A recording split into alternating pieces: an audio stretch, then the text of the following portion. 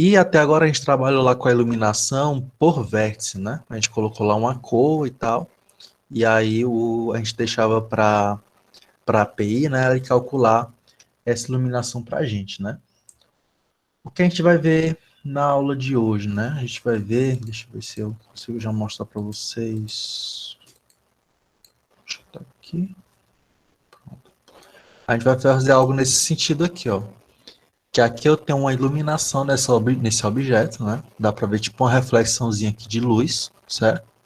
E tem um sombreamentozinho aqui nele também, né? Então isso aqui é um objeto simples, né? Como é uma caixa, mas você já consegue ver, ó, um degradê na superfície dessa caixa, né? Então isso é provocado com uma coloração chamada coloração de Phong, que é responsável por fazer esse tipo de efeito, né? Mais realista na imagem, tá? Então a gente vai mostrar um pouquinho sobre como é que isso daqui funciona, tá? Então, para isso a gente vai primeiro, né, entender os conceitos, beleza? Então, vamos entender aí como é que funciona um modelo de iluminação, né? E compreender as etapas que a gente precisa cumprir para aplicar esse modelo de iluminação de Phong, tá? É um modelo, um dos mais famosos que existem, né? Que é o modelo de iluminação de Phong. A gente falou, né, sobre o processo de coloração, né, em objetos virtuais utilizando shader, né? E esse processo, tá, pessoal, que a gente tem visto até então, é o mesmo que é utilizado tanto no Ray Tracing quanto no Ray Caching, tá? Que são técnicas de renderização, certo? Só que o que a gente está fazendo com o shader, ele tem um pouco de limitação, tá? Então, a ideia é a gente entender até onde vai, não, o que é que a gente pode fazer com o shader e o que é que não dá para fazer com o shader. Que aí o que não der para fazer com eles, a gente vai ter que adotar uma técnica de renderização para isso, né?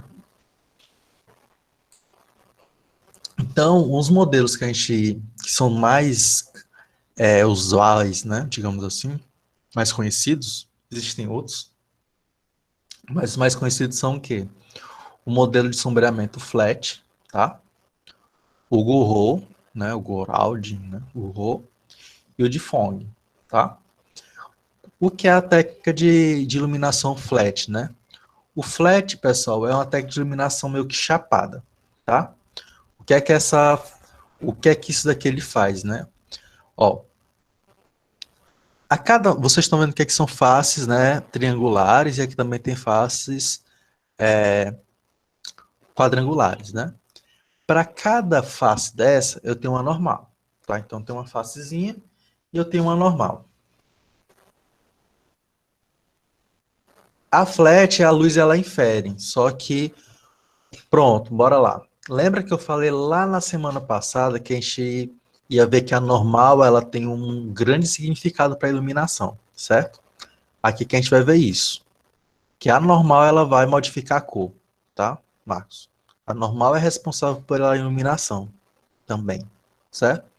Então, qual é a diferença que a gente vai ver entre esses três modelos? Vai ser justamente como é que ele trata a normal, tá? Então, por exemplo, ó, nessa imagem também a normal ela é calculada por face, tá? Ou seja, tá vendo aqui que tem tipo um brilho nessa facezinha bem aqui, né? Para todos esses vértices aqui, ó, dessa face, eu estou dizendo que é a mesma cor, tá? Por quê, né? Por que isso? Porque nesse esquema de iluminação, a coloração é por face, tá? Então, se eu tenho aqui a normal dessa face, então, uma vez calculada a normal dessa face, todos os vértices, né, dessa face vão ter a mesma normal. E aí dá essa iluminação chapada, tá? Então, o flat, ele considera uma normal por face. Todos os pontos que estão naquela face vão ter a mesma normal, digamos assim, né? Aí a gente consegue ver como tem essa diferença, né? Quando chega nas bordas, ó, a gente consegue ver as bordas direitinho, porque é como se cada face, né, ela tivesse uma normal e ela não faz uma interpolação, né?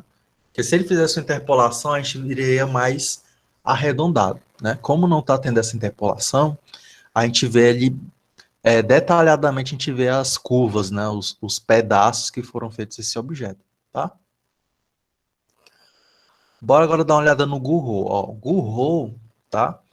ele já trata a normal de forma diferente. Então, vamos supor, para cada face, ele vai pegar as faces adjacentes, as normais das faces adjacentes, e fazer meio que uma interpolação, tá? Então, quando ele vai pegar as normais de cada face, né, faces adjacentes, e calcula a interpolação, aí ele consegue aproximar mais, né, fazer uma coloração mais uniforme, tá? Uma coloração mais uniforme nesse objeto, ó. Diferente aqui, ó, do flat, que a gente tinha um por face, né?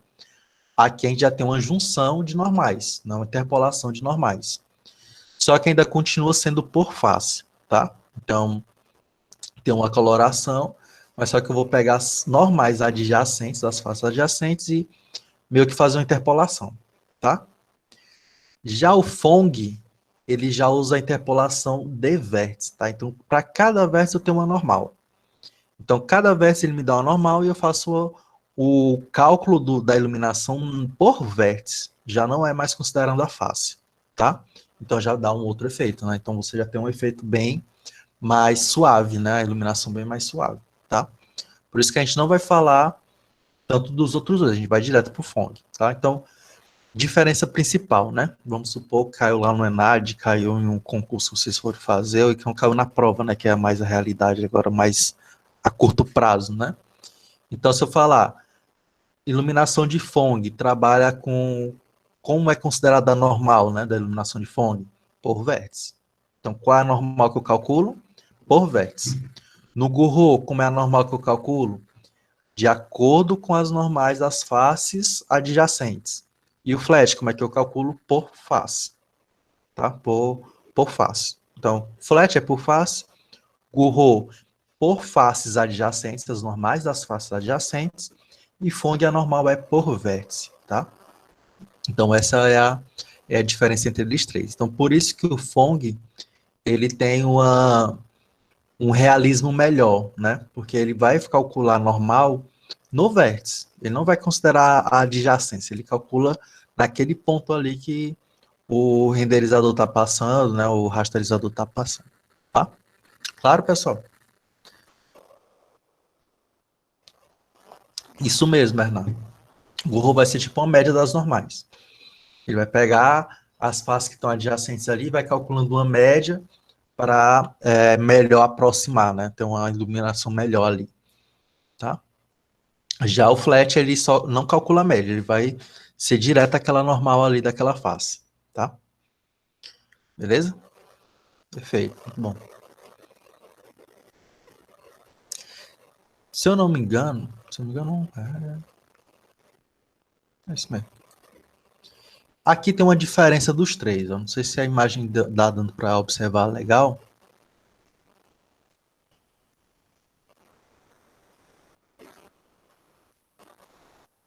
O que é esse Sparkear? Sparkear é um jogo? É o quê? Ah, entendi. Vou dar uma pesquisada, eu não conheço não. Deixa eu dar uma olhada aqui. Sparkear. Ah, sim. Ah, é? Não sabia não que era utilizado para filtros, não. É, quando... Porque é assim, por exemplo, a flat, todos esses três, tá? São modelos de iluminação, certo? Então, para todos os três eu considero onde é que está a fonte de luz, né? Como é que essa fonte de luz está interagindo com esse objeto, tá? Então, todos os três têm. É por conta da nomenclatura, né? Que flat a gente pensa que é uma coisa chapada, né? Mas o flat, ele é chapado nesse contexto, né? Mas ele está interagindo com a luz, tá? Então, vai ter uma interação com a luz sim, os três. Só que o efeito final vai depender de como é que ele trabalha com a normal, tá? Então, eu quero que vocês pensem bastante na questão da normal no efeito desejado. Vocês vão ver lá no final da aula, vai ser na aula de amanhã, que quando a gente vai trabalhar com textura, existe textura de profundidade, que dá a ilusão de profundidade. Eu estou trabalhando com a face chapada, mas de acordo com a normal, o mapa de normal, eu posso ver como se tivesse um buraco ali, certo? Naquela superfície. Que isso faz com que melhore, né, o processamento também. Em vez de eu fazer um buraco, eu coloco uma textura que tem um buraco para dar aquela impressão. Então, a gente vai ver um pouquinho sobre textura amanhã. E aí vocês vão ver que isso tudo é o quê? Produto da Normal. A Normal, ele tem esse poder de deixar o meu objeto mais bonito, né? Digamos assim, a iluminação melhor aplicada, tá? Então, aqui eu tenho uma comparação dos três, ó. Aqui eu tenho o flat shading, tá? Tem uns quadranguladozinhos aqui, né? Aqui eu tenho o de Gouraud, que a gente já consegue ver uma especularidade aqui. Daqui a pouco a gente vai falar o que é especularidade, né? Que é esse brilhozinho, ó. Esse brilho aqui são as localizações de reflexão especular. Lembra quando você coloca um espelho, né, para a luz e essa luz ela vai refletir daquele brilho, né? Então aquilo ali é o que a gente chama de reflexão especular, que ela vem direto da fonte luminosa, tá?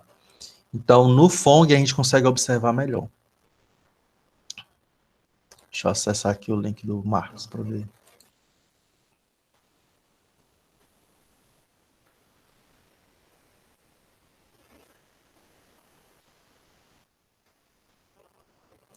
Pronto, nesse caso aqui, deixa eu compartilhar com vocês, né? O Marcos mandou aqui esse Spark R, né? AR, que ele trabalha com realidade aumentada, né? Para fazer filtros, né? Coloca elementos virtuais, né? No mundo real, certo? Aqui, por exemplo, nessa imagenzinha aqui que você está observando que tem tipo uma face de uma pessoa, né? Que ela fica tem tipo uma luz, né? Essa luz ela foi renderizada em CG, né? Não tem nada a ver com a luz que está na real, né? No mundo real, mas só que ele tá simulando o ambiente virtual. Aqui, ó, nesse carinha aqui, certo? Então aqui tem uma iluminação de Phong, aqui é Phong, ó. Se você consegue enxergar bem a especularidade aqui, certamente ele está trabalhando com iluminação de Phong nesse modelo aqui, tá? Então, provavelmente todos esses modelos aqui, a maioria deles, quando é 3D, né, ele está trabalhando com um sombreamento ali. E quase 100% que vai ser Phong, tá? Aplicado a essa iluminação, esse sombreamento que está aparecendo aí. Beleza? Legal. Então, bora entender como é que funciona, né, esse modelo, né, de iluminação que eu falei aqui, né, o Phong, lá. Então, como é que a gente pode trabalhar com Phong, né? Antes da gente entender o modelo, né, é interessante a gente entender conceitos que a gente viu lá na disciplina de física, lá com o Olímpio, né, ou com o professor lá do ensino médio, de luz e matéria, né, conceitos de luz e matéria em relação à cor, tá? E também falar um pouquinho sobre fonte luminosa, certo? Eu vou até dar uns exemplos de algumas coisas que eu fiz para a gente entender que o que vai influenciar lá na iluminação é um produto de vários fatores, que no final das contas a gente está querendo simular o que acontece na realidade, né? O que é que a gente, como é que a gente percebe a cor, né? E a partir dessa percepção de cor, foi elaborado um modelo matemático para calcular a cor que a gente observa, só que trabalhando lá com CG, né? Trabalhando em computação. Então, luz e matéria, né? A nossa superfície, tá? Ela pode ser de três tipos, né? A gente pode ter uma superfície que ela é emissora de luz, né? Por exemplo, a superfície de uma lâmpada qualquer, é uma superfície que emite luz. Eu tenho uma superfície refletora de luz. O que é uma superfície refletora de luz? Que ela não tem cor própria, né? Ela é produto do que chega a ela. Deem aí um exemplo de uma superfície refletora de luz.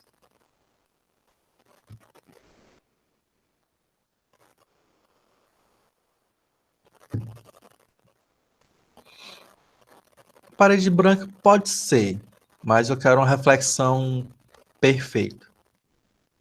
Pode ser também, mas eu quero mais perfeita ainda.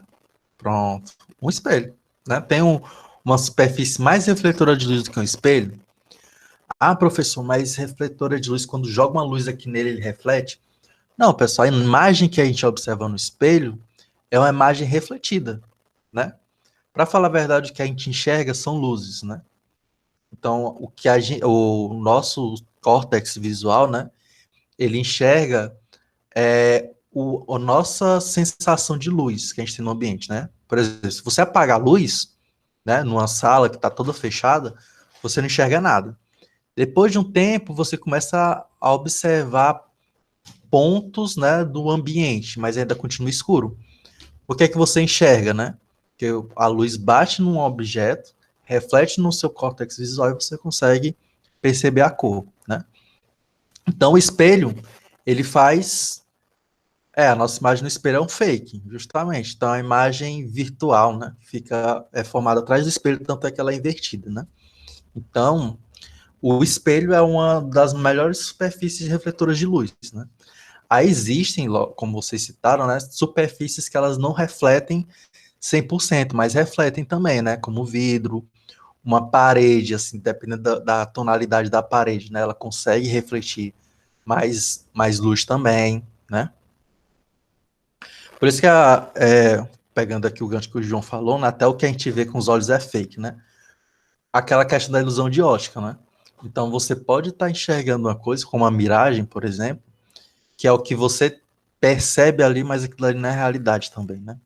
Então, pode ser feito também.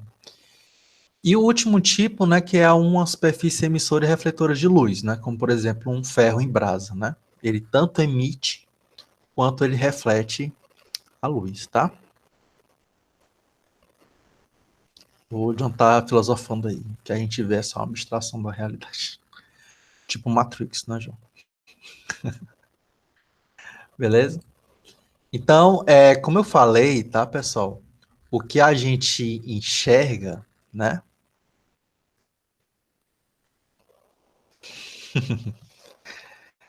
Diego, eu só acredito vendo. Eu vendo, é fake. Então, o conceito, né, que a gente observa aqui, a nossa percepção é que o que é refletido dos objetos, né, chega à nossa luz e a gente enxerga. Beleza. Então, como é que eu vou simular esse efeito no computador, certo? Então, porque no computador não tem como pensar em todas essas interações que acontecem do ambiente para chegar até o observador. Então, o processo é o contrário. Então, ao invés da luz bater nos objetos e chegarem no nosso olho, a gente vai do nosso olho para o objeto e ver se ele está interagindo com a luz, tá? Então, esse é o lance, né, da simplificação. Então, ao invés de pegar todo o ambiente, depois ver a observação do nosso córtex visual, né? A gente parte do nosso córtex visual, vai no ambiente, verifica se tem interação com a luz, se eu estou vendo aquela cor ou não. Se eu estou vendo aquele objeto, não, aquele vértice ou não, tá? Então, é uma simplificação aqui, certo? E essa simplificação, ela envolve, né, essa equação aqui geral da renderização, tá?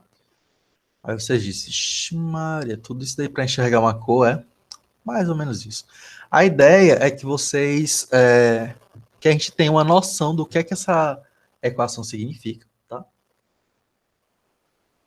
Mas nem se preocupe que a gente vai ver uma coisinha bem mais simplificada, tá? Isso daí é uma equação geral. O que a equação geral fala, né? Esse IP P' é a intensidade que sai de P' e chega a P. O que é esse P e o que é esse P', professor? P, tá? É o que a gente enxerga, tá? P' é uma fonte luminosa, por exemplo. Tem uma fonte luminosa ali que está batendo em uma posição e aí como é que eu estou enxergando aquela posição ali, certo? Outro ponto que aí, para a gente pensar aqui na equação, é esse V aqui, tá? O que significa esse V? Esse V é uma função de oclusão, tá? Pensa, pessoal, que isso daí eu estou gerando para cada fonte luminosa, né? P' é uma fonte luminosa. Então, o meu V, ele é uma questão de oclusão. O que é oclusão? Se por acaso tem alguma coisa que está me impedindo de ver aquele objeto, né? Se existe uma superfície opaca, né, impedindo de eu ver aquele objeto, isso daqui já é zero. Então, se for zero, eu não estou vendo nada daquele cara, né? Então, isso daqui fica todo, vai-se embora, vai pro saco, certo? Porém, pode acontecer também desse V de P, P', né? eu consigo enxergar e eu faço uma função de atenuação com a distância. Então, quanto mais perto, mais cor, né, eu vejo daquele objeto. Quanto mais distante, eu já começo a perceber menos cores, né? Aí você pensa lá, vai atravessar a rua, né? Aí você vê um carro lá distante, aí você pensa, vai dar tempo ou não vai dar tempo, né? E aí, de acordo com como tá a sensação que a gente tem de aproximação, né? De cor ali daquele objeto, a gente tem a percepção se ele está maior ou está menor e começa a calcular, né? A distância e a velocidade da sua corrida, né? Para verificar se você passa ou não passa, tá? Então, a gente pode também verificar essa questão da distância, né? Da cor, com o fator de atenuação, para ficar uma coisa mais realista também, tá? E essas outras coisinhas aqui, né, elas estão se comunicando para dar essa cor, tá? Então, o que cada coisinha dessa aqui fala, né? Ó, quando a gente observa a cor em um objeto, né? Vamos supor que eu estou aqui querendo ver a cor que está acontecendo aqui nesse meu mouse, tá? Então, nesse meu mouse aqui nesse quarto, estou com 2 pontos de luz, tá? Então, eu tenho nesse mouse luz vindo direto da fonte luminosa. Eu tenho nesse mouse uma luz vindo da outra fonte luminosa. Nesse mouse eu também tenho um pouco de contribuição de uma reflexão que aconteceu nessa parede amarela aqui, vindo para esse mouse. Então, é um conjunto de várias contribuições de cor que estão interagindo nesse objeto, que também tem materiais de reflexão, até chegar no meu olho, tá? Então, o que essa função aqui faz, nessa integral aqui, faz é esse somatório dessas todas as contribuições, tanto de iluminação direta, né, de reflexão direta, quanto de reflexão indireta. Então, tudo isso daí vai compor a cor que vai chegar no meu olho, tá? Então, isso daí é a equação geral da renderização, né? Então, quanto mais eu vou percebendo as cores que estão vindo por outros meios, melhor a minha percepção, né? Mais realismo eu vou ter naquela minha renderização. E é quanto mais eu vou simplificando essa equação aí, eu vou tendo uma visualização ok, mas ela ainda falta muito para chegar perto do realismo, certo? Então, isso daí é a equação que define a equação geral da renderização, que os modelos, né, de iluminação e tudo mais, eles vão tentar se aproximar o mais próximo disso daí, tá? Então, quanto mais aí eu acho que vocês vão começar isso, quanto mais eu chegar perto dessa equação, mais perfeita vem a renderização. Justamente, Marco. E aí a tentativa dos pesquisadores é o quê? Não, bora. Isso daí, se eu fosse ver todas as contribuições que acontecem e tudo mais, ia ser um processo muito custoso, né? Muito demorado. Então, bora aqui ver simplificações que eu vou ter uma imagem ok, né? E rápida, certo? Então, vou ter mais realismo e vou ter mais, como é que se diz? Performance, né? Vou ter uma performance boa também, tá? Então, o lance das simplificações são essas, mas tudo parte disso daí, tá? Então, tudo parte dessa equação geral da renderização, beleza? Ok, então, como né, que se classifica a interação da luz com a matéria? Bora lá, o que é matéria, professor? Matéria é português, ciência? Não, matéria é tudo que a gente enxerga, tá? Tudo é matéria, tá?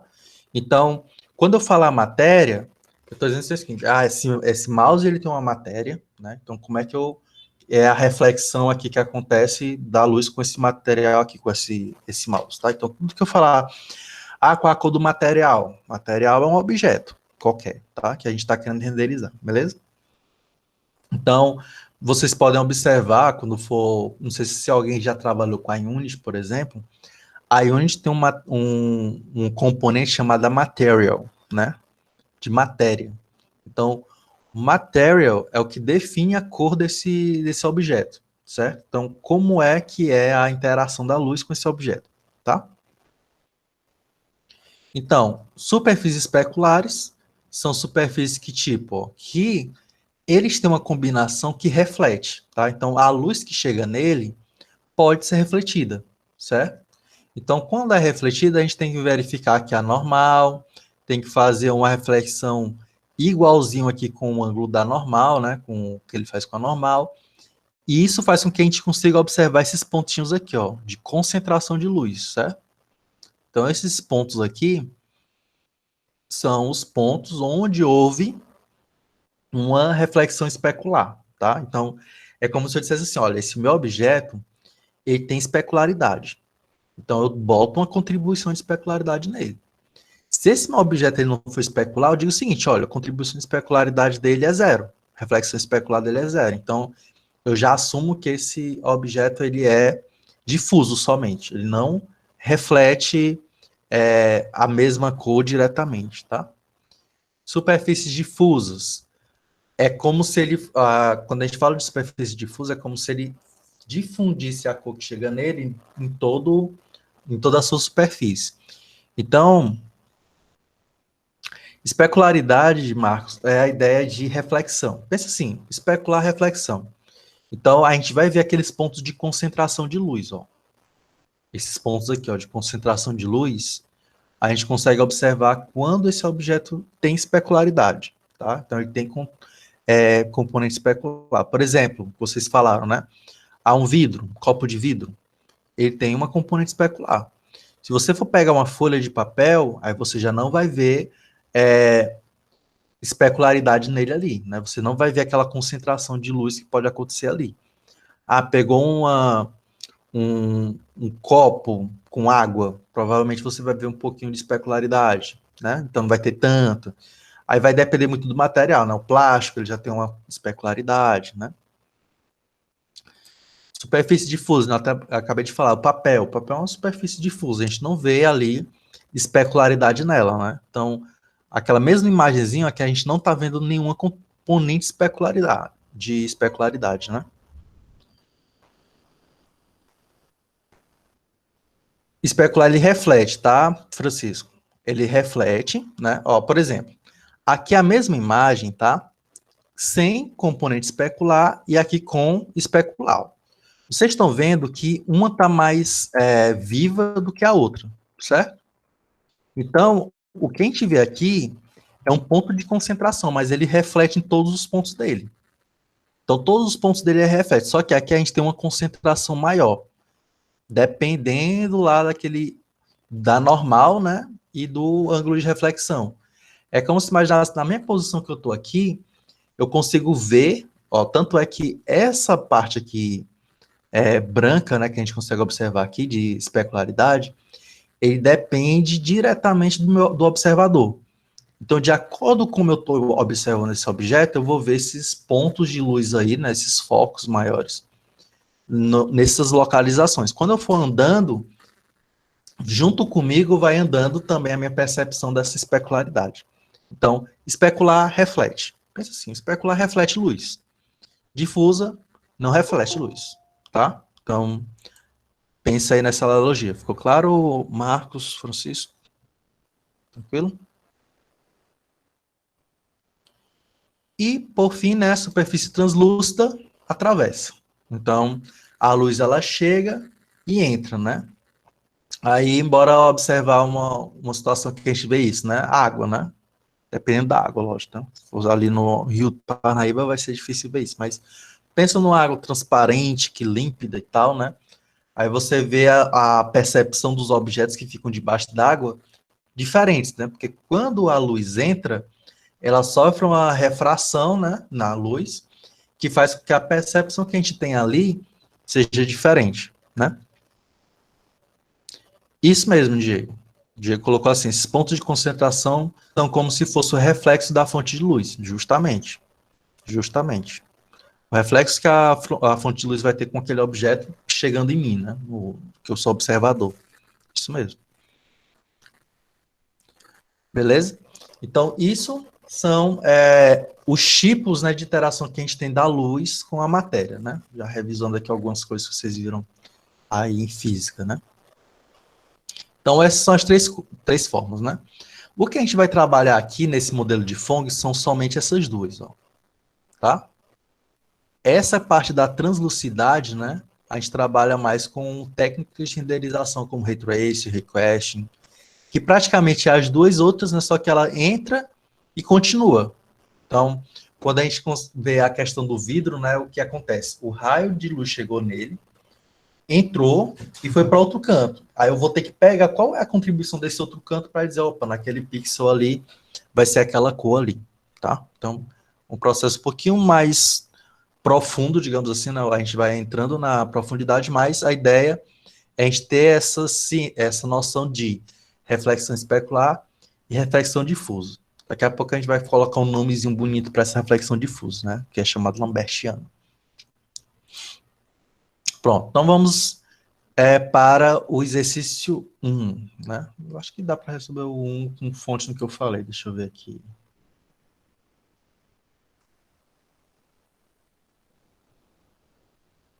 Eu acho que dá para responder. Bora lá. Essa questão aqui, tá? Primeira questão. Luz e matéria, né? Não é luz ou matéria, não. Luz e matéria.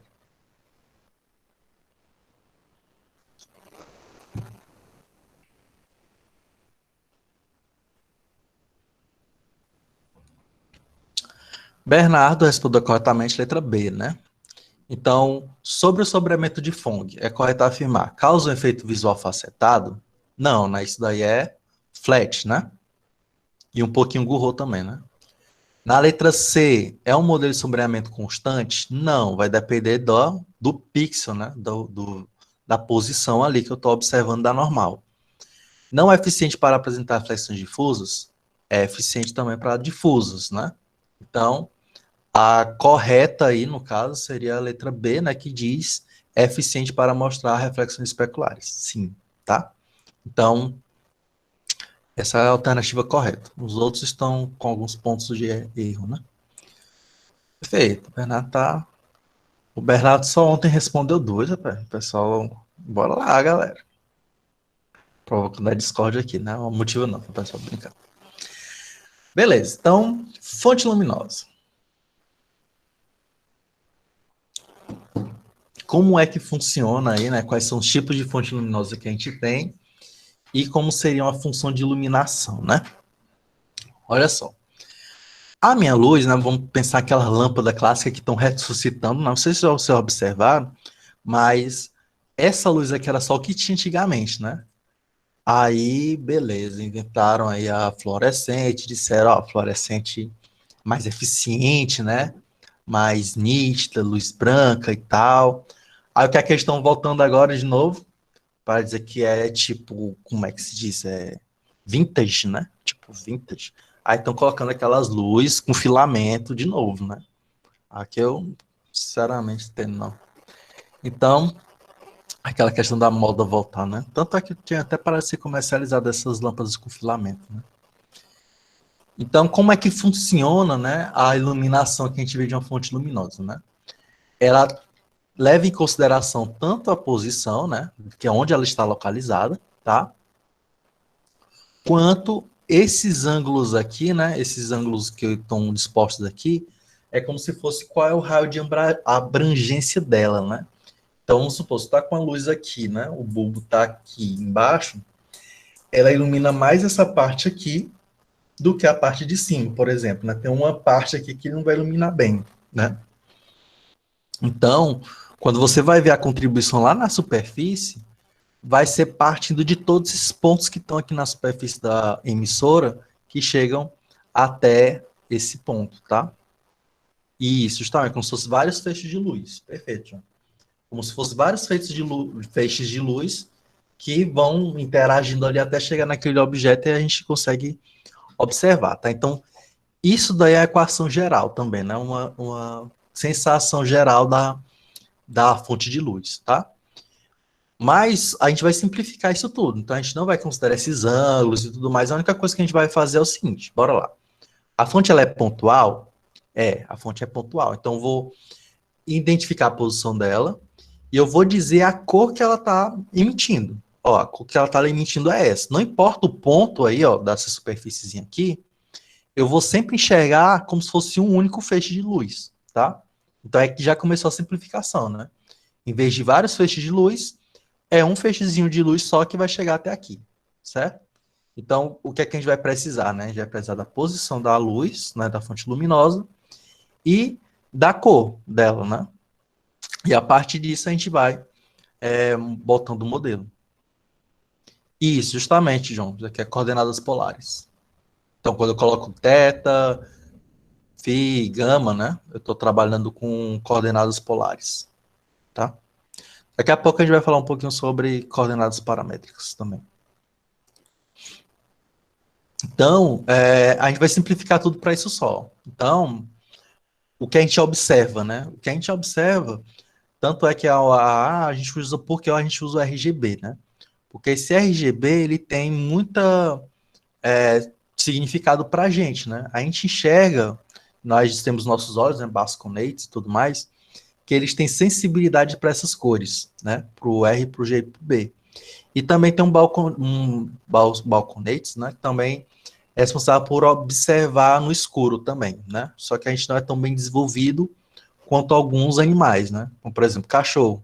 O cachorro ele consegue observar bem no escuro, né? Com a ausência de muita iluminação, porém ele não enxerga o RGB, né? Ele enxerga meio que na escala de cinza. Ele enxerga o mundo de forma preto e branco, digamos assim, né? Já nós, a gente já tem essa sensibilidade para essas cores, né? E alguns têm alguns problemas em relação a isso daí, que eles podem trocar a informação ou outra de cor, né? Que aí coloquem um dos problemas que podem dar em relação a isso, que agora eu deu um branco aqui. Vocês devem saber. Ou alguém deve ter, não sei. Um problema de percepção. Pronto, essa palavra, daltonismo. Existe outro tipo de daltonismo, né? Mas a ideia é que o daltonismo vai ser justamente um problema relacionado à questão da configuração dos balconetes, né? Digamos assim, que eles trocam uma cor ou outra, né? A percepção dessa cor, tá? Então, a fonte luminosa, ela vai levar em consideração essas cores aí também. Então, por exemplo, eu já vou dizer o seguinte, olha, minha fonte luminosa, ela tem essa cor aqui. E aí a cor eu vou definir como sendo um vetor, né? 3 posições, onde a primeira coordenada corresponde à cor vermelha, a segunda verde e a terceira azul. Observação, tá, pessoal? Essas cores, elas são entre 0 e 1, que nem a gente está trabalhado até aí, então, né? Então, essas coisas, elas variam entre 0 e 1. E a Albornoz acabou de botar aqui que existem óculos que corrigem daltonismo, né? Perfeito. Porque o que é que esse óculos faz, né? Quando a luz chega, ele já interpreta de uma forma, como se fizesse uma engenharia reversa, né? Para que o balconete lá de uma pessoa que tem daltonismo, né, ela enxergue a cor de forma corrigida, né? Então, o que esse óculos faz, para falar a verdade, é aquilo até que vocês falam, né? O que a gente enxerga é fake, né? Porque realmente ele vai iludir, né, a pessoa para ela enxergar a cor ali real, mas ela não resolveu o problema dela, né? Ela continua com o problema. A única questão aí que aconteceu é que o que ela está vendo já é algo próximo da realidade, né? Então, quem tiver a luz, né? Como o cérebro interpreta a luz, né? Como o John falou aí. Então, aqui a gente já está começando a observar que algumas coisas que a gente observa aí no mundo, né? São produtos dessa representação que a gente tem real, que a gente vê lá no virtual, né? Então, a gente está até falando algumas coisinhas, né, sobre esses tópicos aí de como a gente percebe a luz, porque está tudo envolvido. Computação gráfica envolve também isso tudo. A Marcia colocou até aqui o link, né, de um óculos. Deixa eu ver se eu mostro para vocês. Então, pessoas vendo cores pela primeira vez, né, graças aos óculos aqui, né. Então, aqui tem até o teste de daltonismo, né. Se por acaso você chegar a 25 aqui, é porque você não é daltônico, provavelmente. Também tem outros aqui, né. Alguém não está enxergando aqui 25?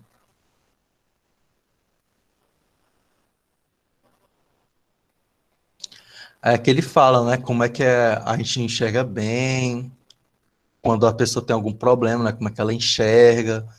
Aí tudo é questão da percepção, né, como eu vou perceber para esse óculos corrigir. Então, é uma sacada muito legal essa questão do óculos, né? Mas tirou o óculos, a pessoa já vê daquela outra forma novamente, né? Então, beleza. Então, eu tenho aqui a minha iluminação. Em vez de eu considerar cada ponto desse, eu vou dizer o seguinte, ó. Essa cor é o que está vindo dela. Pronto. Então, parte a partir daí, certo? E aí eu vou ter vários tipos de fonte luminosa, tá, pessoal? A gente tem a luz ambiente. O que é a luz ambiente? Imagina que a gente está numa sala escura, né? E quase não tem luz, né? Não tem uma fonte de luz forte. Então, o que você vê ali, né, é uma iluminação ambiente, digamos assim, né? Como se fosse a iluminação de uma luz de fim de tarde, digamos assim, né? Que você vê um ambiente assim mais um pouquinho escuro. Então, essa é uma luz ambiente, tá? Luz pontual. Toda vez que a gente fala de luz pontual, pensa que ela vai estar numa posição fixa. Então, ela está numa posição fixa aqui, isso é a luz pontual. Luz spot. Luz spot lembra dos abajus, né? Tem um abajurzinho aqui, que eu tenho uma iluminação em uma região, né? Então, isso é uma luz do tipo spot.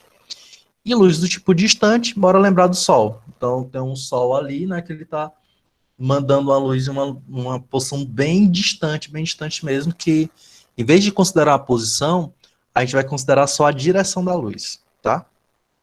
Então, esses são os tipos de fontes luminosas que a gente tem. A luz distante também, ela pode ser, não sei se vocês já chegaram a ir para um teatro, alguma coisa do tipo, não um show mesmo, que a galera bota um refletorzinho de luz que ele reflete em uma única direção, né? Tipo assim, uma direção assim. Então, é quase um spot, né? Só que ele fica numa direção fixa, assim, né? Então, isso aqui também pode ser considerado uma luz distante, tá? Na luz distante, a gente vai só se preocupar que existe uma direção, a direção da luz. Como é que está a direção da luz, tá?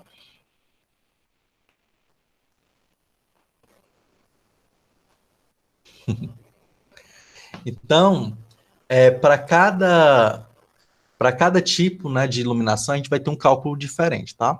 Por exemplo, na luz ambiente, a gente não considera nada, não considera de onde é que ela está vindo, nem nada, a gente só diz o seguinte, ó, a iluminação ambiente, a luz ambiente é essa, ponto, tá?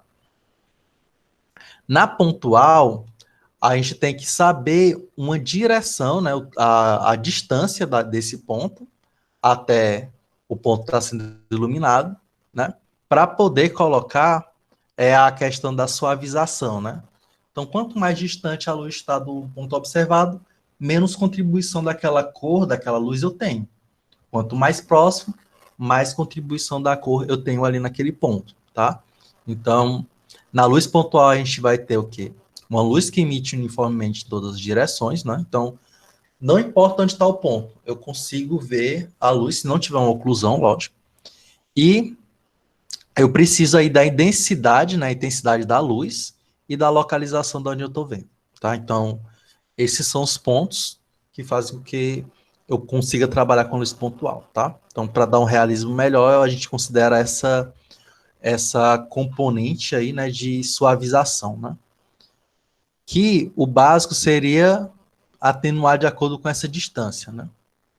Porém, eu posso trabalhar com um fator quadrático para essa distância, né? Onde D é a distância do ponto iluminado à fonte de luz, né? E esse A, B e C são parâmetros que você coloca. Você pode chutar esses parâmetros aí para verificar qual é que fica melhor, né? Dá um match aí, certo? Temos o tipo de iluminação chamado spot, tá? Que esse spot que aqui a gente vai ter que tomar cuidado, né? A gente tem a posição da fonte, tem a direção para onde ele está apontando e tem um ângulo de abertura aqui. Então, o que é que eu tenho que fazer? Eu tenho que verificar se o ponto que eu estou iluminando está dentro desse cone de abertura, né? Está dentro desse cone de iluminação. E como é que a gente faz isso? A gente vai verificar se o cosseno do ângulo, né? Ele e a distância do... Aliás, bora lá. Aqui eu tenho a distância, o vetor, né, do ponto até a posição que a gente está observando, tá? Então, isso aqui eu vou chamar que é o meu L, né? Minha direção aqui. Vamos supor que o ponto que eu estou observando, ele está bem aqui onde está esse vermelhinho, ó, certo? Vamos dizer que o ponto que eu estou observando está aqui. Então, se esse vetor desse ponto observado até esse ponto, né, da luz, e o ângulo que ele faz com esse L estiverem dentro desse ângulo aqui, ó, então significa que eu vou observar aquela luz. Caso contrário, eu não estou naquela região ali, tá? Então, de acordo com o cosseno do ângulo, a gente pode observar se eu estou observando aquele ponto ou não, tá? Se for positivo, eu observo. Se for negativo, eu não estou observando, tá? Então, e eu posso também fazer tipo uma luz spot não uniforme, tá? Beleza, professor. Não entendi nem a uniforme, como é que eu vou entender a não uniforme? Pronto, bora lá. O que é uniforme, né? Uniforme é que não vai fazer diferença do ponto iluminado da fonte, tá? Então, estou aqui numa luz spot, uniforme, então todos os pontos que estão dentro daquele círculo ali, eles vão ter a mesma contribuição de iluminação, vai ficar forte, tá? Em qualquer um desses pontos. No outro não uniforme, aí a gente tem aquele cone, só que quanto mais no centro, mais concentrado fica a luz. E quanto mais nas bordas, menos concentrado fica essa luz.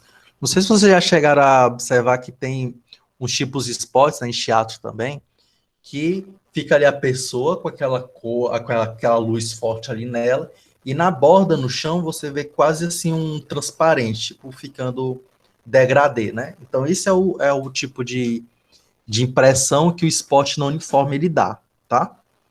Aqui eu acho que eu vou ter um exemplo. Esse exemplo aqui, ó. Vocês estão vendo, isso aqui eu fiz na cadeira de computação gráfica lá no mestrado, né?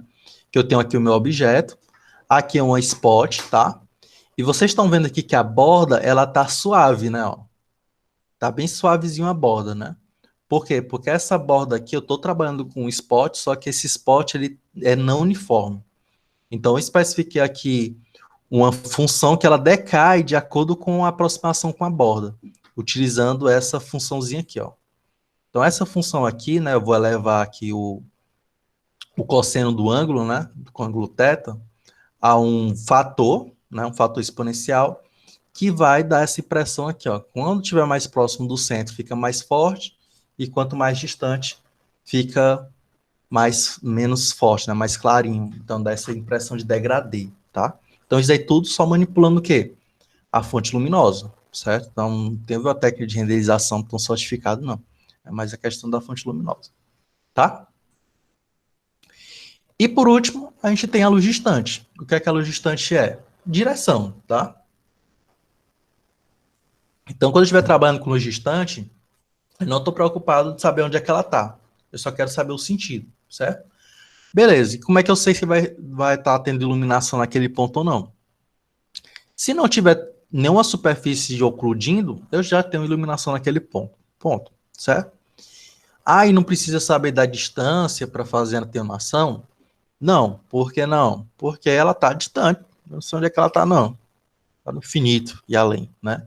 Então, nessa direção, né? Quando a gente falar de luz distante, é só uma direção. Qual é a direção da luz? Ah, essa direção aqui, beleza. Então, já trabalha com essa direção, tá?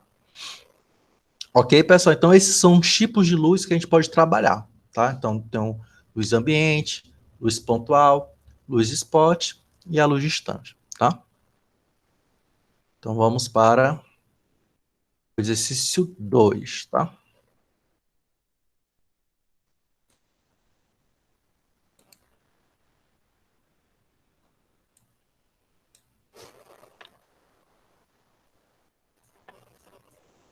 Fontes de luz.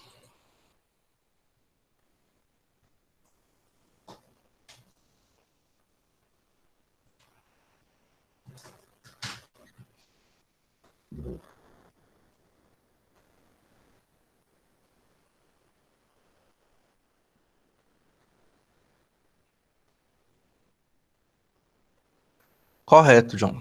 Red and blue, né? Por que red e blue?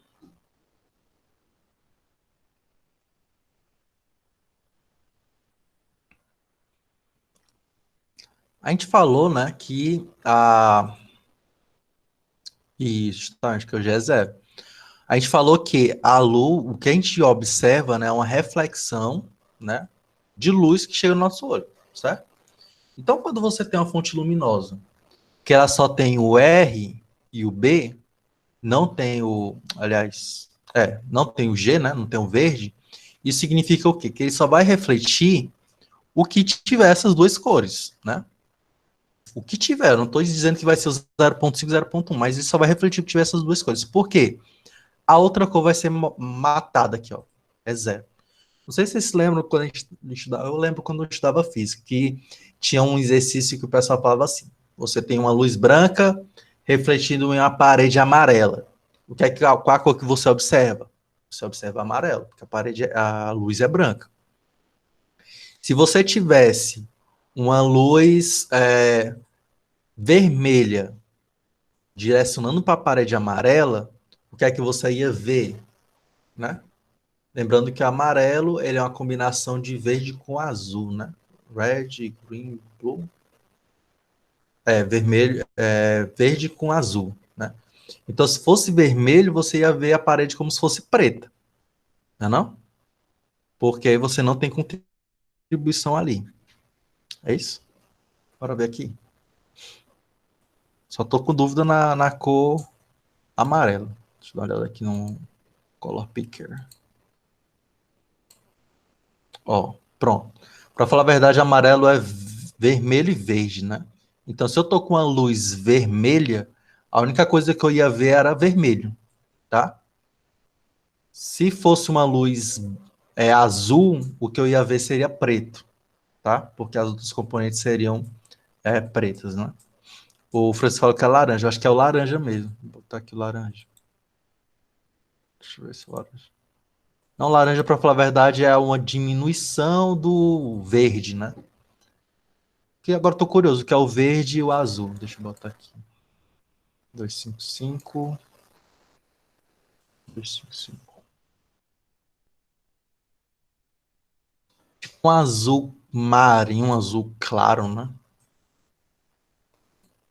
Deixa eu... Por que é que tá assim? Não, é isso mesmo. Tipo um azul, um ciano, né? Um ciano, né? Tá? Então, o que a gente observa é o que é refletido, tá? Então, no caso aqui, ó, como eu tenho um componente só vermelho, né? E azul, eu só vou refletir o que tiver vermelho e azul, tá? Então, o que for verde, por mais que eu tenha observando uma parede verde, o que a gente está observando ali, a gente não vai observar nada de verde, tá? Então, é só um detalhe. A Mogus, ele ensina essas coisas, é? Porra, pô. Você vê que os jogos são oficina do saber também, né? Beleza? Ok, aí finalmente a gente chega na reflexão de Phong, tá?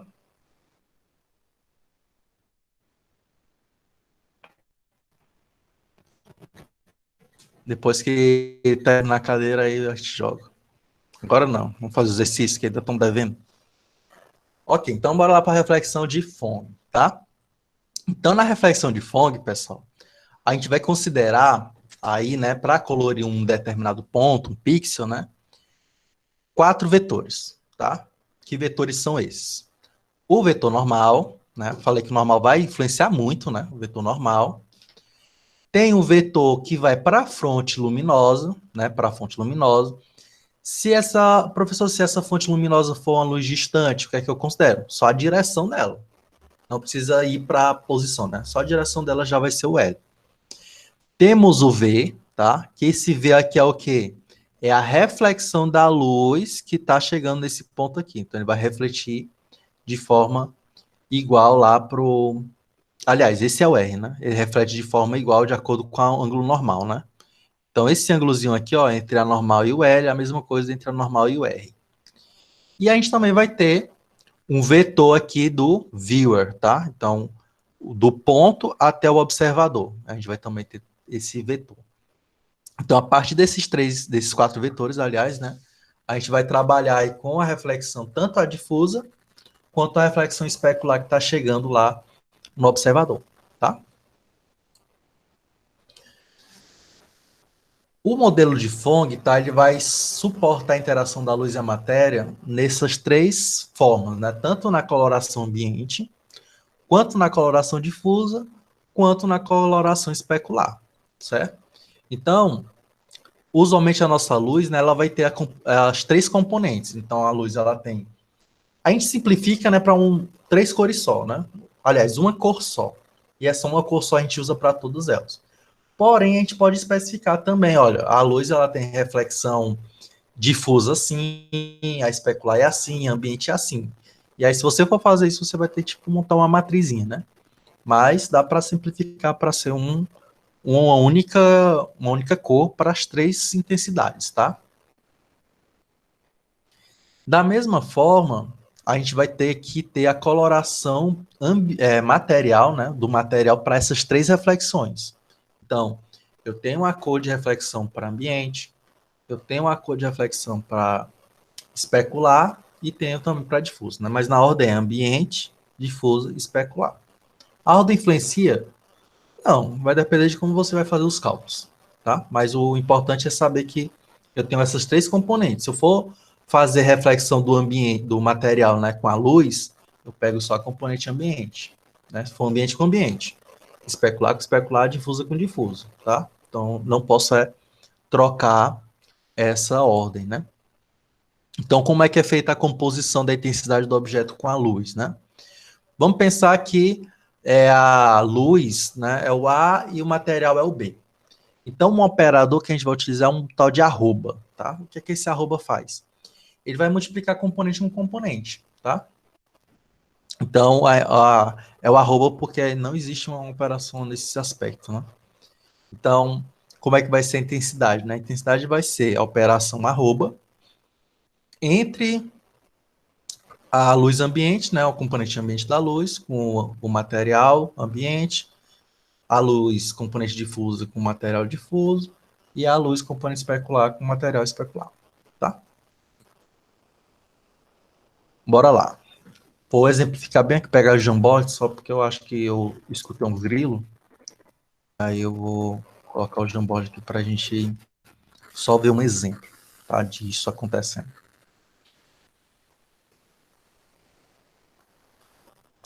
Digamos que o ambiente da luz, tá? Vou pegar aquele exemplo lá que eu botei no slide, 0,5, 0 e 0,1, tá? Isso daqui é a componente ambiente da luz. Vou botar LA, certo? E digamos que eu estou com o mouse aqui, que o meu mouse ele tem uma componente do material, né, um R, A, ambiente também, que seria, como aqui é branco, né?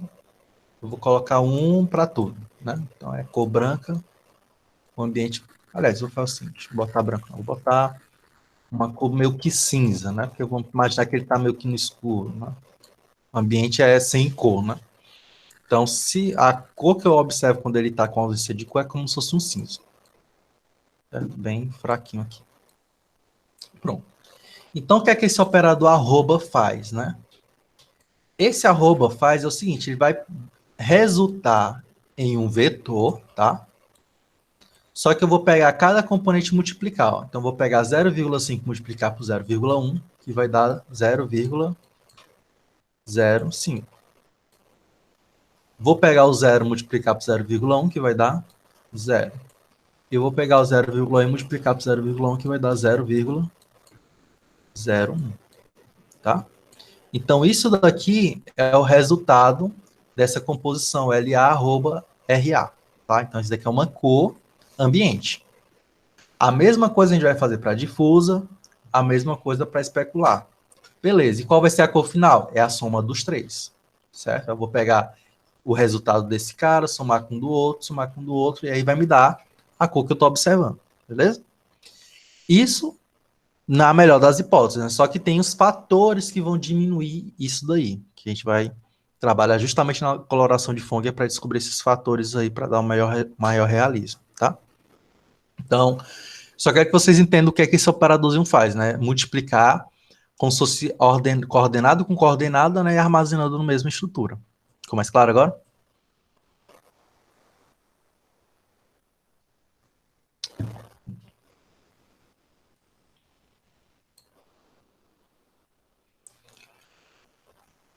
Então, ó, o que é reflexão ambiente? Né? Reflexão ambiente vai ser o que a gente acabou de ver ali no Jamboard, né? Vai ser o LA vezes o RA, né? Esse LA vezes o RA é aquele arrobazinho, né? Que eu falei. Observação importante, tá, pessoal? Esses valores que eu coloquei lá, eles estão variando entre 0 e 1, tá? Se você colocar maior do que 0 e 1, não vai dar certo, tá bom? Aí vocês podem também perguntar, professor, beleza, mas eu vou somar três componentes, né? O ambiente, a especular e a difusa. E se por acaso der um número maior que 1, significa o quê? Que estourou, tá? Tem a questão de estourar, né? Porque tá com uma luz muito forte ali. Aí você vai e trunca. Se for maior que 1, bota só 1. O máximo é de 0 a 1. Então, se na soma der um valor maior do que 1, significa que provavelmente é uma reflexão especular, né? A gente está vendo aquele brilho ali. Então, aí você coloca 1, tá? Mas bora lá. Então, reflexão ambiente é simplesmente o arroba, tá? Vou fazer o arroba lá entre o LA e o RA, tá? O material também pode ser visto como esse símbolozinho K, tá, pessoal? Então, o K, ele serve tanto como o R, né? Eles servem para questão da cor ambiente do material, tá? Reflexão difusa. Como é que é a reflexão difusa, né? A gente vai pensar na reflexão difusa como sendo uma reflexão lambertiana também, tá? Na reflexão lambertiana, pessoal, é como se a reflexão que acontece ali no material, ele refletisse de forma uniforme na superfície, tá? Então, isso é o que é chamado de superfície lambertiana. E ele é bastante utilizado, essa reflexão, para quando você vai fazer uma técnica de renderização chamada radiosidade. Então, na radiosidade é muito utilizada essa questão de reflexão lambertiana, e muito utilizado para design de interiores. Então, quando você quer fazer uma pessoa quer fazer um arquiteto, né, quer verificar assim como é que vai ficar o ambiente e tal, ele usualmente usa a renderização que eu acabei de falar, rapaz, com radiosidade, né, que utiliza conceitos de reflexão lambertiana para deixar aquele ambiente ali bonito, certo? Então, como é que funciona a reflexão lambertiana, né? Na reflexão lambertiana, a gente leva em consideração o vetor de direção do ponto para a luz com a normal, tá? Então, se existe um ângulo positivo, né? O cosseno desse cara é positivo, significa que eu estou enxergando lá aquela luz, né? E aí, se for negativo, significa que eu não estou enxergando aquela luz ali, tá? Então, como é que é o cálculo, né? A gente vai pegar a cor, né? A cor difusa, que o Rzinho lembra que é do material, né? E eu vou multiplicar pelo cosseno desse ângulo aqui, formado entre a luz e a normal.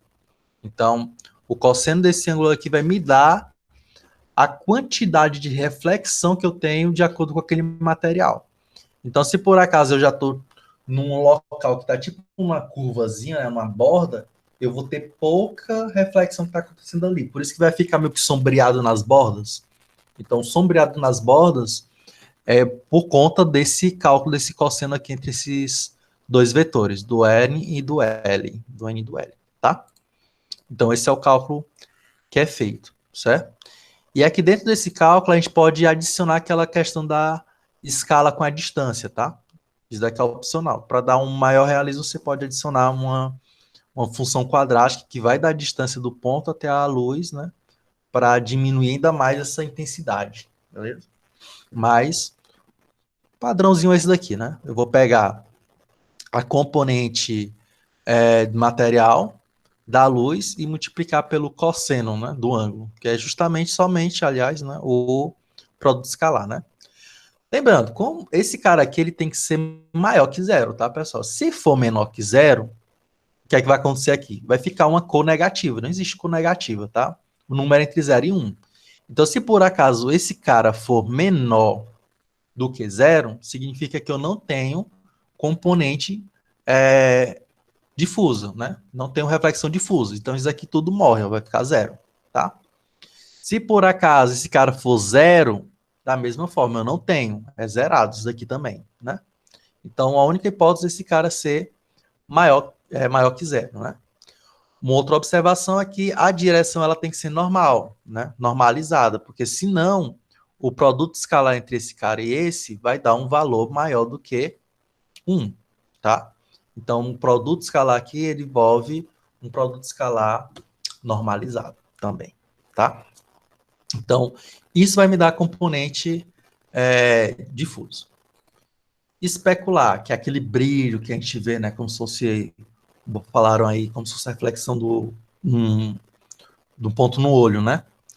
Do ponto observado no olho. Então, ele vai depender desse ângulo refletido, né? Esse ângulo que está refletindo aqui é o mesmo ângulo que está indo para o observador, né? Eu refleti aqui uma luz, está batendo no meu olho aqui, né? Então, significa que naquele ponto ali eu estou vendo aquele brilho ali, né? Bem forte. E aí ele vai depender de quê, né? Ele vai depender do raio refletido e do viewer, né? Da posição do observador. Beleza, professor. E o que é esse Mzinho aqui? Esse Mzinho aqui, ele é uma coisa que a gente chama de shine, tá? Shine, ou shineless, né? Ele é uma componente de brilho do próprio material. Por exemplo, o ouro, ele tem um brilho mais intenso. Então, ele tem um shine diferente de um papel, por exemplo, do shine de um papel. O papel vai ter um shine diferente. Então, de acordo com esse valor aí, eu também vou escalar essa minha percepção que eu vou ter do ponto observado, tá? E aí, pensando de novo, né, naquela questão que ele vai variar entre 0 e 1, a gente pode trabalhar com essa funçãozinha aqui, ó, chamada max. O que é que essa função ela vai me trazer, né? Eu vou passar um valor. Se esse valor for menor que zero, né? Então eu já digo o seguinte, ó, qual é o máximo de um valor menor que zero e zero? É zero. Então, se por acaso esse valor aqui não for maior que zero, eu já digo que ele é zero e já mato essa componente especular dele, tá? Então, dessa forma a gente vai ter a iluminação, o IS, né? IS é de iluminação especular, naquele ponto observado, tá? E aqui seria a equação geral, né, para várias fontes, tá? Então, bora recapitular. Essa partezinha aqui é o quê? Parte de ambiente, né? Reflexão ambiente, tá? Então, pego só o material ambiente, a cor ambiente, pego o material da luz ambiente e faço a composição aqui. Pronto, peguei, segurei aqui essa cor. Essa próxima cor aqui é a da parte de reflexão difusa, né? Vamos lembrar da Lambertiana, né? A Lambertiana. Vai depender de quem? Da direção para a luz, né? Da luz para o ponto observado e da normal nesse ponto. E aí eu também vou fazer a composição de uma cor com o material da luz, né?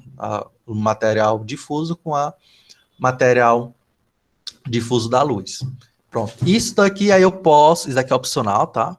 Eu posso também utilizar um fator de acordo com a distância. Se aquela luz for pontual, eu posso dar diminuindo ali aquela intensidade de acordo com a distância, né? Então, essa partezinha aqui todinha corresponde à reflexão difusa. E, por último, eu tenho a reflexão especular, que depende do que? Da reflexão do raio e da distância desse ponto observado até o observador, que é o V, viewer, tá? E aí isso é levado ao M, que o M é o shyness do meu objeto. Observando, tá, pessoal, que esse shine, ele quanto maior, né, maior aquela área. Tipo, eu não vou ter uma concentração, ele vai ficar mais expandido. Quanto menor, mais concentrado, tá? Então, quanto maior vai ficar mais expandido, menor, mais concentrado. Esse shine, usualmente, ele vai variar de 0 a 128, tá? Então, o máximo é 128, o mínimo é 0. Ah, professor, mas eu estou elevando um número até 58. Esse número é um número real, tá? Pode ser 58,2, alguma coisa do tipo. Eu estou elevando, isso aqui não vai estourar, não? Não, porque se esse cara aqui ele for um valor que varia entre 0 e 1, elevando ele, ele sempre vai ficar nessa escala ali, tá? Ele não vai estourar, tá? Então, isso daqui fazendo, se eu tiver mais de uma fonte, eu vou ter que fazer isso aqui para todas as fontes, tá?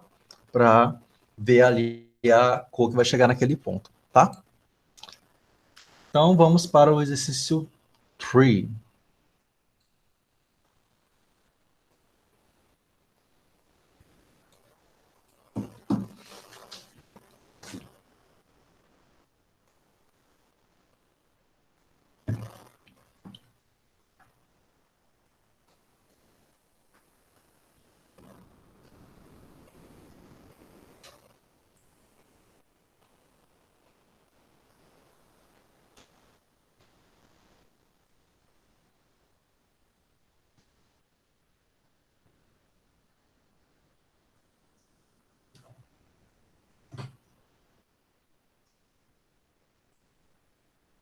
Um em menos 2, que é um em menos 2.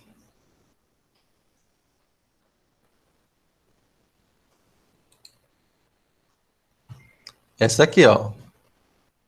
Modelo de Fong, tá? Deixa eu selecionar aqui. Pronto. Modelo de Fong. É a terceira questão.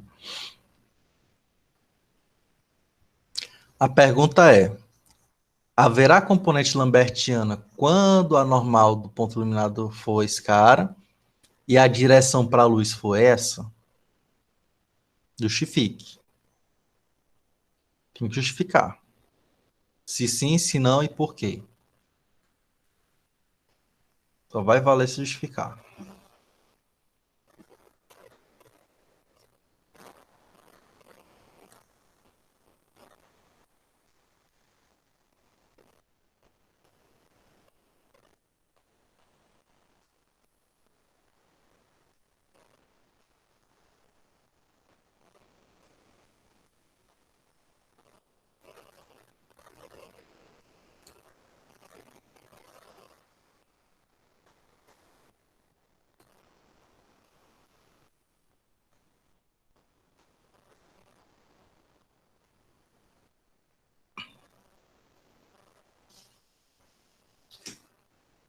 Pronto, o João colocou aí. O John colocou aí, né? Pronto, o Adson também corroborou. Perfeito. É isso mesmo, pessoal. Se eu pegar o N e fazer o produto, né? Escalar com L, vai dar o quê? 0, menos 2 e 0, né? Soma desses caras, né? 0 vezes 2 dá 0, mais menos 1 vezes 2, que dá menos 2, mais 0 vezes 0 dá 0. Mas o melhor seria fazer isso daqui de forma normalizada, né? Então, bora lá. Mas tá correto, tá? O que os meninos colocaram tá correto. Só vou só justificar aqui mais. Espera aí.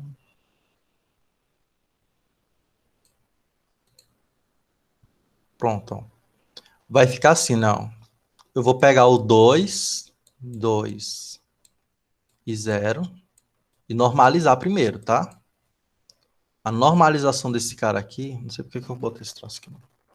Esse cara aqui normalizado vai ser o quê? Esse cara dividido pelo módulo dele, né? O módulo dele vai ser 2, né? Aliás, 2 vezes 2, 4. 4 mais 4, 8. Vai ser raiz de 8. Ok? Então, vai ser... Raiz de 8 é a mesma coisa de 2 raiz de 2, né? Então, vai ficar 1 sobre raiz de 2. 1 sobre raiz de 2. E 0. Esse daqui, no caso, vai ser o L, né? Só que é o L normalizado aqui.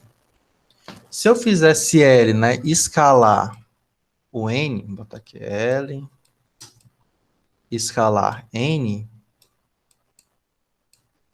vai ser igual a esse cara aqui, quem é o N, né? Vou botar aqui o N aqui.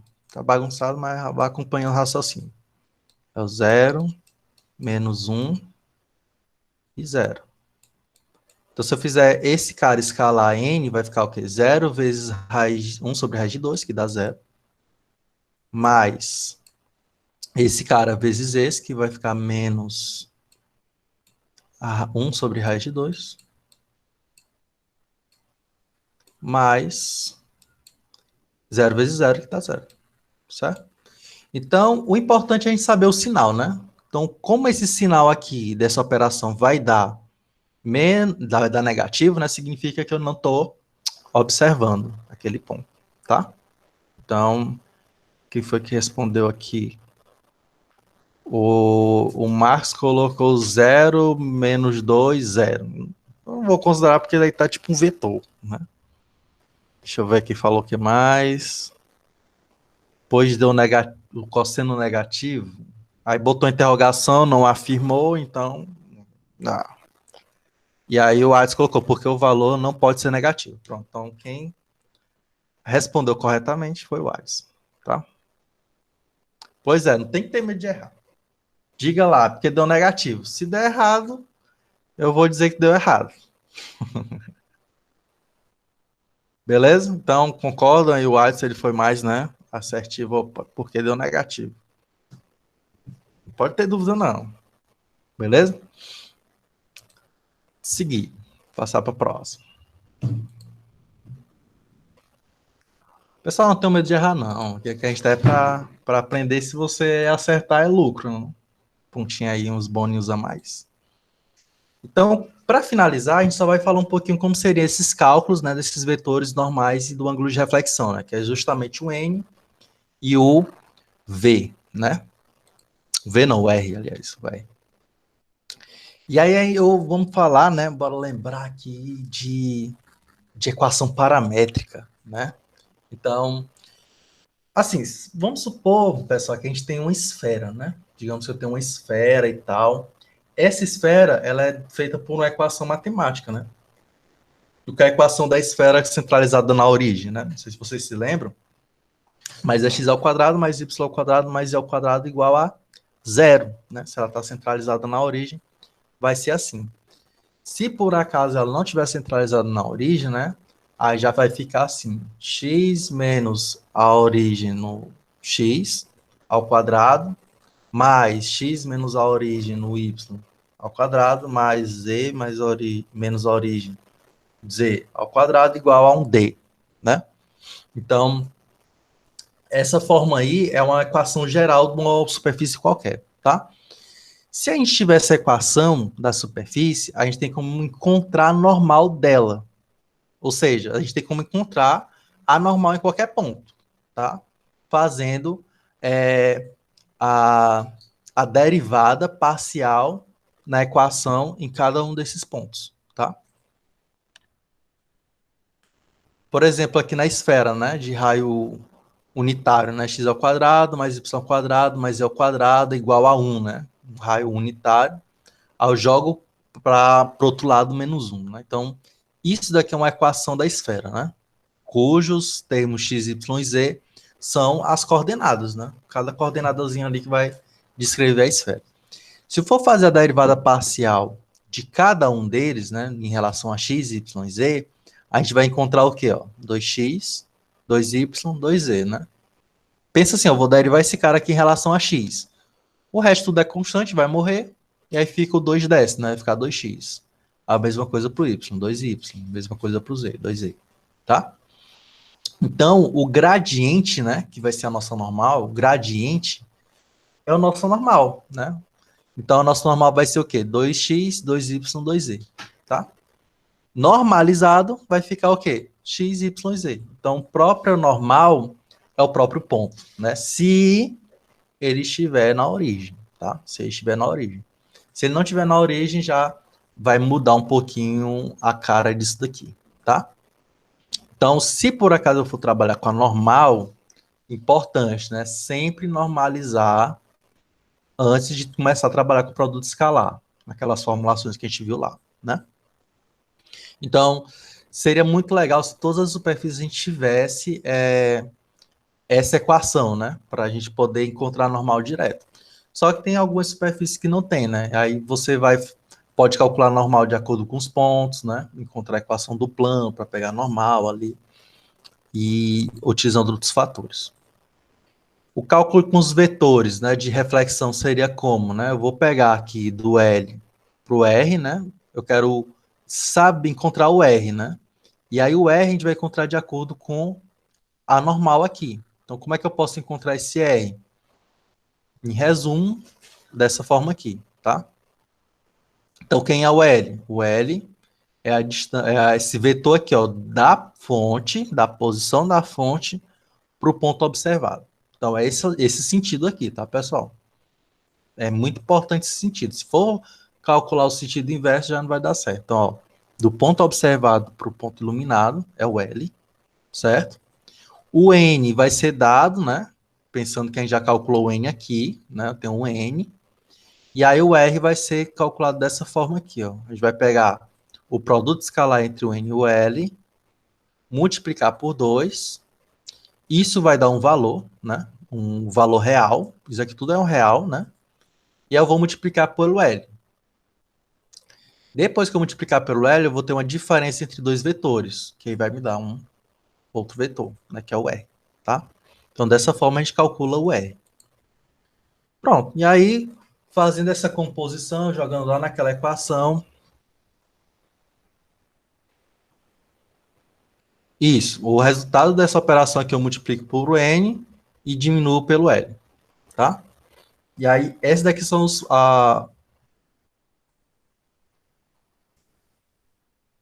Não, vou multiplicar pelo L não. Entendeu? Bora lá, ó. Aqui é produto escalar, né? Produto escalar dá um valor, tá? Aí eu vou pegar esse valor e vou multiplicar por 2, que vai dar um valor. Esse valor multiplicado por N é um vetor. E aí eu vou e faço a diferença com o L, tá? Então o resultado aqui vai ser o R, beleza? E o V lá é do ponto para o observador, tá? Então, aqueles 4 vetores que a gente falou lá no começo, né? Já estão bem explicadinhos aqui, tá? E aí, dessa forma, a gente pode observar o seguinte, ó. A contribuição ambiente vai dar essa cor, a componente difusa vai dar essa cor, e a componente especular vai dar essa cor. Quando eu somar essas 3 cores, eu vou ter esse produto final aqui, tá? Então, parece que é mentira, né? Mas se eu somar essa cor com essa cor com essa cor, né? Cada ponto, né, vai dar esse objeto dessa forma aqui, né? Tem uma especularidadezinha aqui e tal, que é calculada pela componente especular. Essa coloração mais amarelada, né, vai ser dada pela componente difusa, e o ambiente ele já é mais fixo, né? Vai estar em toda a estrutura, tá? Então, eu só vou mostrar para vocês rapidamente aqui o código que gera essa coloração aqui, ó. Então, isso aqui eu tenho aquela mesma caixa que a gente trabalhou nas últimas aulas, né? E aí eu coloquei um material esmeralda para ele, né? Vou até mandar o link depois, quando eu postar a aula de hoje, para vocês verem. Deixa eu ver se eu encontro aqui, eu acho que eu coloquei algum campo. Peraí, deixa eu só localizar.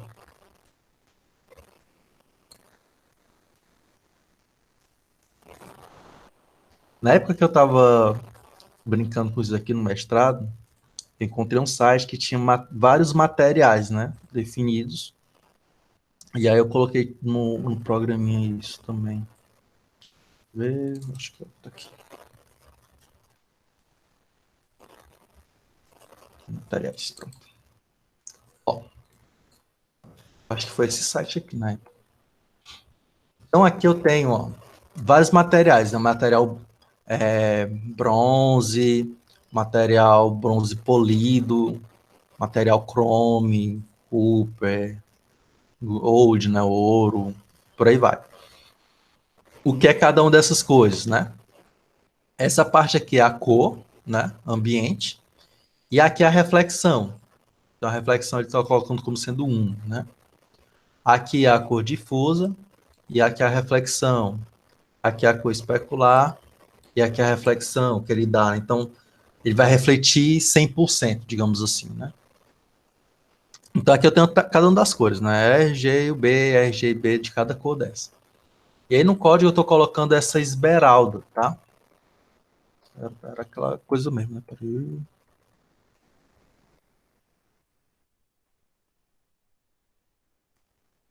Aí eu estou colocando essa cor esmeralda aqui, ó.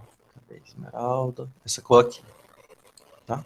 Aliás, esmeralda não, jade, cor jade, certo? Eu estou usando essa cor jade. E aqui, o que é que eu tive que fazer, né? Eu só alterei o shader, pessoal. Só o shader que é responsável por fazer isso daí. Só que eu tive que adicionar mais informações, né? Então, quais são as informações que eu precisei colocar? A normal, tá? E a posição do observador e da luz, né? Então, no Vertex Shader, eu estou trazendo aqui a normal. Então, além da posição, eu trago a normal. Eu não estou trabalhando agora com a cor por ponto, né? Então, eu tirei a cor por ponto. Estou só com a posição e com a normal. Já no shader, deixa eu aumentar aqui para vocês verem. Já no shader, o que é que eu tenho? Ó? Eu tenho a normal que eu estou pegando lá do Vertex Shader. Essa posição aqui é a posição também do vetor lá do Vertex Shader que eu estou pegando. E aqui eu tenho as componentes de reflexão do material, Ka, o Kd e o Ks. Tem o Shyness, não sei se vocês observaram, mas aqui também tem o Shyness, ó. Shinezinho aqui, certo? Eu estou pegando do material. E aqui eu estou pegando as componentes, ambientes, difuso especular da cor, né? Beleza. E aqui eu tenho a posição da luz, né? Então aqui eu estou pegando a posição da luz que eu estou passando lá no código. E a posição do observador também. Todos aqui são uniformes, né? Então lembra, se eu estou trabalhando com uniforme, significa que eu defini esses valores lá no JavaScript, tá? Pronto, aí aqui eu tenho, né, o vetor N, o vetor L, lembrando o que é que o L e o N fazem, né, sozinhos, eles trabalham com a parte lambertiana, né. Então, a parte lambertiana eu vou verificar o máximo, né, entre o produto escalar do L e do N com zero. Então, se for negativo, dá zero. Se for igual a zero, dá zero, né. Observando-se aqui de novo, né, aqui é uma normal, né, eu estou normalizando, aqui eu garanto que esse cara é normal, normalizado, né. A luz, né, o vetor da luz, eu estou pegando a posição onde a luz está menos a posição observada, que vai dar justamente o L, né?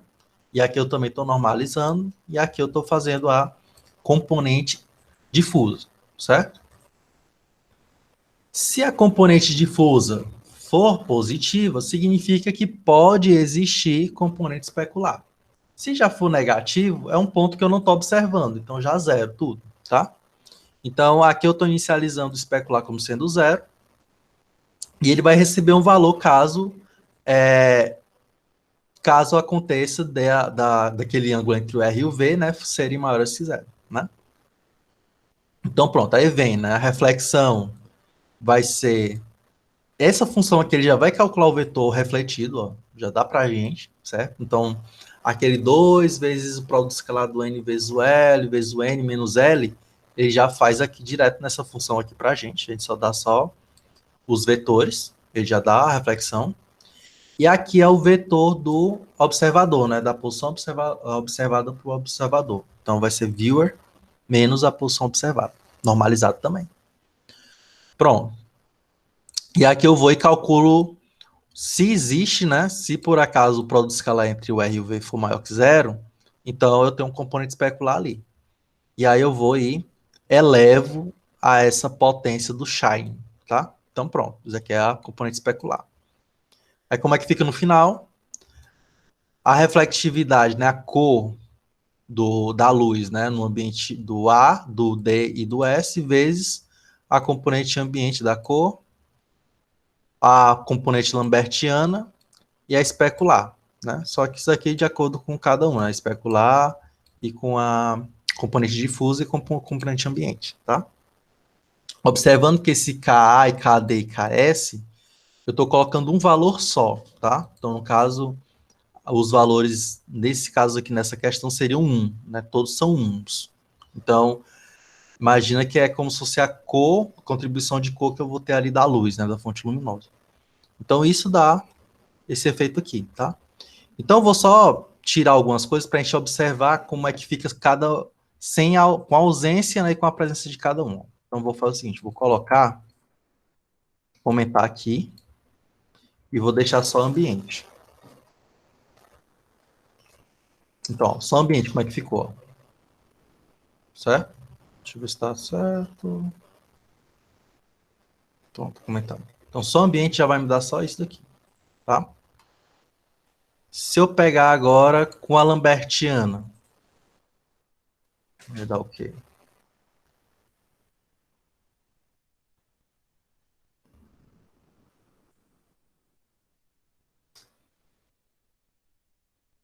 Aliás, faltou um negócio bem aqui. Peraí, 0 e 1, né? De novo.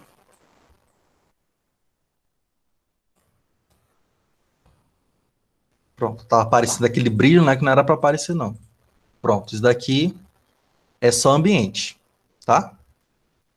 Apareceu aquele brilho por conta que não tinha colocado um lá no final. Pronto, aqui é só ambiente, beleza? Olha, é legal, você já estou começando a observar os erros que pode acontecer. Aquele brilho não era para acontecer mesmo, não. Os caras achei estranho. Vou colocar agora só ambiente com a difusa, tá? Ambiente com a difusa. Vou tirar aqui, né? Soma. Somei dois VEC 3 e aqui eu vou colocar o 1 no final. Pronto. É que vai me dar. Deu visto certo, somei. Pronto. Já vai ficar dessa forma aqui, né? Teve diferença? Teve, né?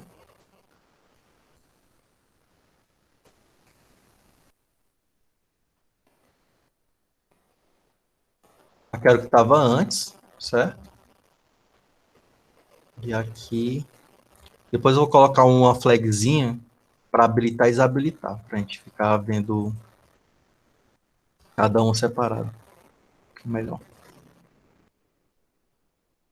Para difuso. E aí, quando eu adiciono a especular,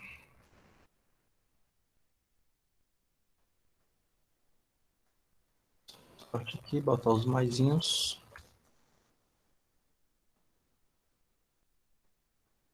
Aí já me dá o efeito do brilho, né? Tem tipo um brilhozinho aqui na lateral, tá?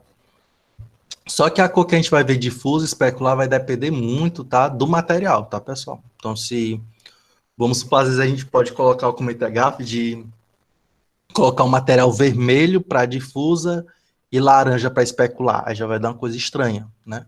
Então tem que ser cores que combinem aí no material. E aí eu vou mandar esse link aqui para vocês testarem outras cores para ver o que é que acontece, como é que fica, né? Então tem como fazer isso aqui direto no shader, tá? Então, isso aqui é só mais para mostrar possibilidades, né, de visualização, em vez de a gente ver só uma cor chapada, que é o que a gente via lá na aula 1. Vou pegar aqui, ó, aula 1, aula 2. Aula 2, a gente via cores chapadas, ó. Elas estão chapadas aqui. E aí, com a coloração de Phong, né, a gente já consegue ver cores tanto interagindo com a luz, né, com a fonte luminosa, tanto com a luz quanto com o observador. Né? Então, a gente já consegue perceber aqui outras coisas, né? Na aula de amanhã, tá, já adiantando, acho que é a 4, a gente vai trabalhar com texturas, tá? Acho que 3, textura.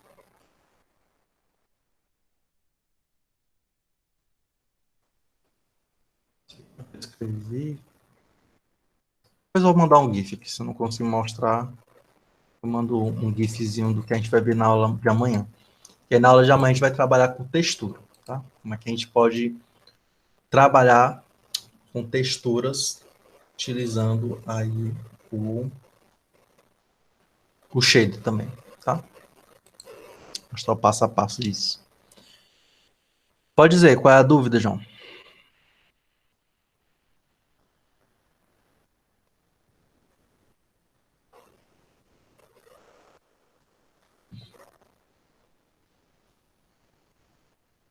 É a letra C, né? Eu acho que eu falei no começo da aula que tá errada a figura, tá? Eu atualizei a figura lá. Mas uma coisa que vocês têm que observar é a ordem.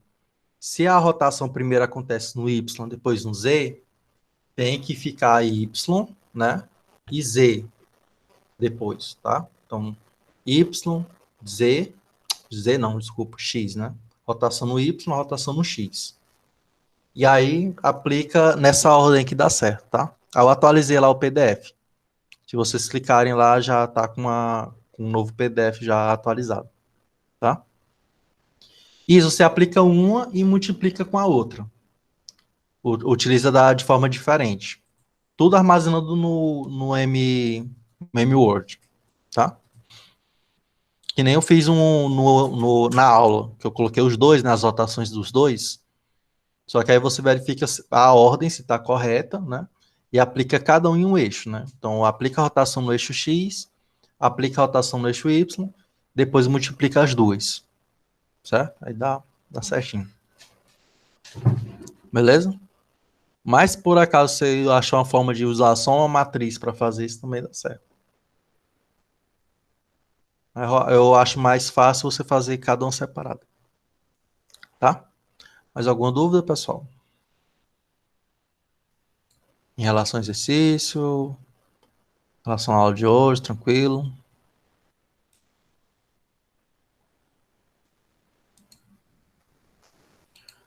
Pronto, na aula de amanhã a gente vai encerrar. Tem que multiplicar as duas matrizes. Se tu for criar uma matriz para rotação no X, criar uma matriz para rotação para o Y, tu tem que multiplicar as duas para dar a rotação final.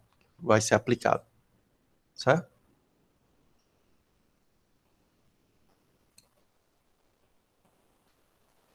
Vamos finalizar, né? Então, último exercício. Exercício 4, já estava até esquecendo do exercício 4, não nem mentir. Esse cara aqui, ó. Bem fácil essa questão. Qual o vetor normal dessa equação aí, né? Para quem não sabe, essa é a equação do plano, de um plano centralizado na origem.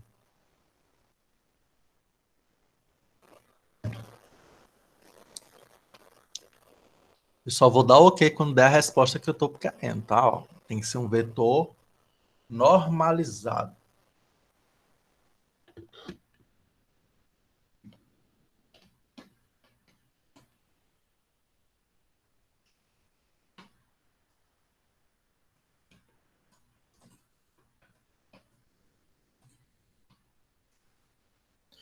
Lembre-se sempre, pessoal, quando a gente for fazer produto escalar, né? Essas coisas que a gente viu de fonte de produto escalar, são produtos escalares de vetores normalizados, tá, pessoal? Então, se por acaso você está utilizando um vetor que não é normalizado, a coloração não vai bater, tá? Ele vai ficar estourado, vai ter alguma coisa nesse sentido, que eu estou pegando uma cor muito forte, né? Porque se por acaso ele não for normalizado, né?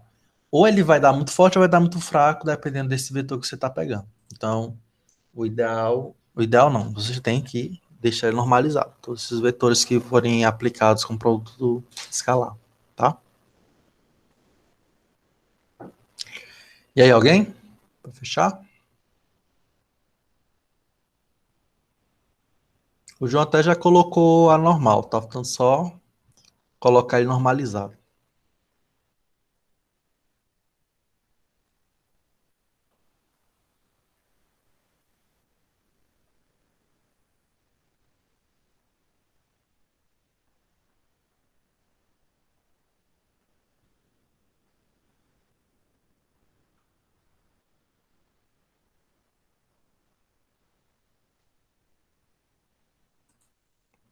Isso mesmo.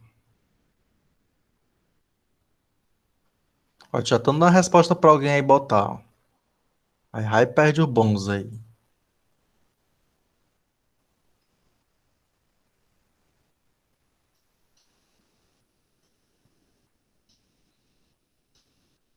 Quase isso, Bernardo. Quase isso.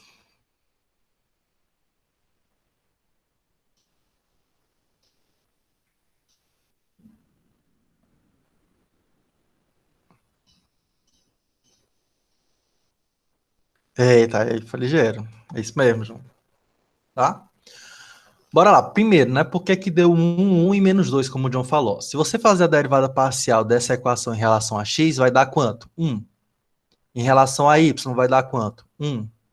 Em relação a z, vai dar quanto? Menos 2, tá? Então, isso vai dar o normal. Só que não está normalizado, né? Não, tem que pegar tudo. Vou botar aqui no Jamboard, só para ficar melhor, tá? que na questão eu vou pedir isso, na questão de hoje do o remoto. Eu vou querer que vocês façam justamente o cálculo da iluminação, tá? Então, eu tô com essa equação aqui, ó, x mais y, esse y quase que não sai, menos 2e. Pessoal, fazer esse negócio com o mouse é o ó, viu? O ó do óculos. Pronto. Então, a normal, né, é o gradiente dessa função aqui, né? Essa função aqui é como se fosse o gradiente dessa função em relação ao x, o y e o z, tá?